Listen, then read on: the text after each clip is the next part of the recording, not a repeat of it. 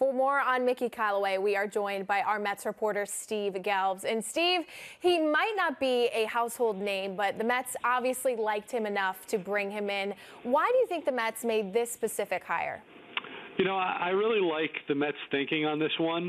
They didn't necessarily go with someone that they knew well, someone with ties to the organization. It's been written multiple times from multiple people today, but they allowed themselves to be wowed, and I think that that's a really good sign that they didn't go in with any preconceived notions. And I think for the Mets, this hire just makes a lot of sense because we can talk, you know, any which way about all these different things that went wrong this year for the Mets that have to go right next year for the Mets.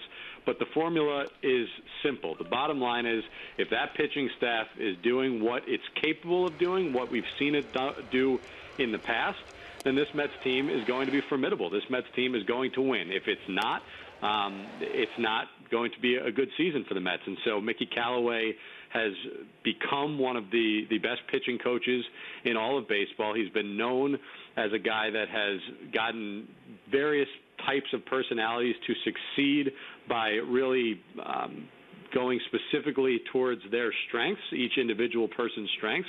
And so I think that the hire makes a lot of sense in that regard, especially with a pitching staff that underperformed in addition to the injuries. The players that were healthy underperformed last year.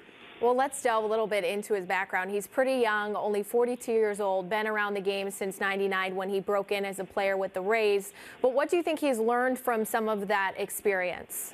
Well, Justine, he has very little experience in terms of being a manager himself, no experience in terms of being a manager himself, but he has been around some of the great managers really of this generation. He played for Mike Scioscia in Anaheim. He played for Buck Showalter in Texas and then spent the last number of years right next to Terry Francona on that coaching staff.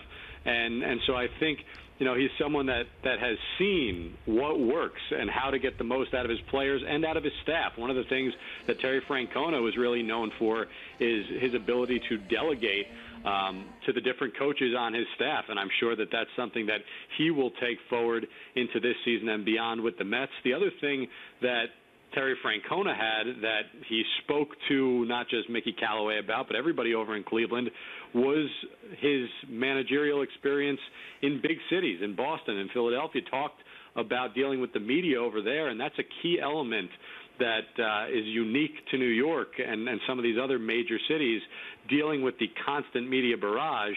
And I think that this is something that Callaway, because of some of the people he's been around, might be a little more prepared for than someone who has no managerial experience and has spent a lot of time and most of his coaching career now in a smaller market. Makes sense. What do you think this means for Kevin Long? Because a lot of people thought this was his job for sure.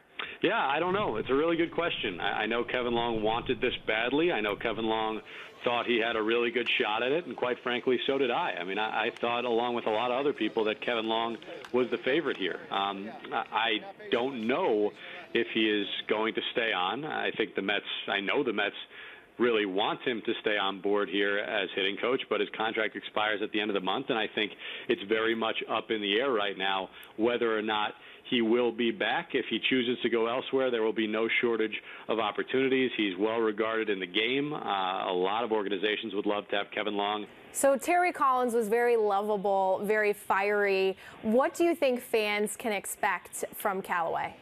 You know, it's a good question, Justine. I've personally never interacted with him, but in speaking with people who have, he's young, he's energetic, he's got a great way of connecting with players. That's what I kept hearing, that, you know, he really has a great way about him and a way in with each individual type of guy, some of what I spoke to earlier when we were talking. And so I think that's going to be something. You know, he's not going to be someone that is you know, not a player's manager. He's going to be a player's manager, and he's someone that I think, you know, the Mets really were looking for a leader, but also someone who had a good mix of understanding analytics and the human element. All right, Steve Gelbs, our Mets reporter. We appreciate your insight. You got it, Justine.